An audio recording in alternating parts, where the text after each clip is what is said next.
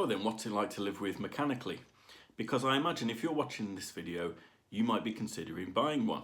No one's going to be watching this if you've already got one. You know you're in it, yeah?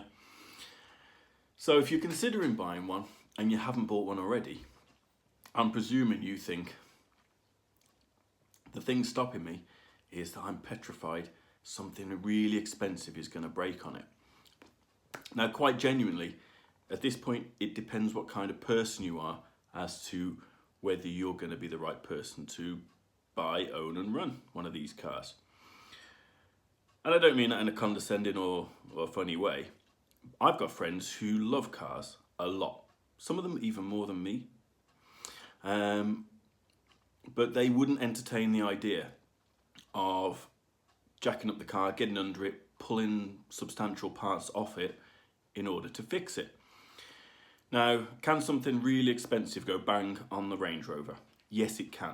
Okay? If at that point now you're afraid, stop watching. Is it going to go bang? Maybe, maybe not. The most expensive things on the car that could go wrong, I'd probably say, is the engine, the gearbox, and maybe the air suspension. I'm not too afraid of the air suspension because in principle it's not really that complex, and it's modular as well. You know, there's the air compressor, there's the air storage tank, there's the level sensors, and then there's the bags that raise and lower each strut, and some electronics in between. If the whole lot starts having problems, it can get very expensive very quickly. Same with the gearbox. Gearbox, it's complex, but you could swap the whole gearbox out if you really needed to. See, I like to have contingency plans. If I'm buying something like a Range Rover or whatever, something complex and expensive, I always like to have a backup plan in the back of my mind. What am I going to do if it really does go bang and it's something it's up to me to fix? What are you going to do? If the engine completely shags itself, what are you going to do? Well, you could try and fix the problem. You could try and drop the engine out and replace it, or the gearbox. How much are those things likely to cost? I've got rough figures in my mind of how much that would cost to do. I know how much the vehicle costs. I'm quite happy to admit that none of those things are probably likely to be worth doing on the value of that vehicle. Yeah, you've got to be prepared to do jobs on it yourself. If you're not, don't bother. On the other hand, big things aren't really going to go bang all the time. It's just the fear will play on your mind a little bit. So mechanically, in my experience so far, more things work on my car now than they did when I bought it. So it's in a better condition already.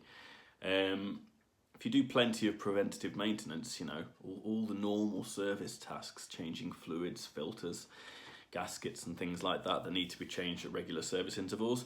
If you do those things, you're putting yourself in a much stronger position to be able to manage the risk of ownership. Ownership of anything complex like a car is a management of risk.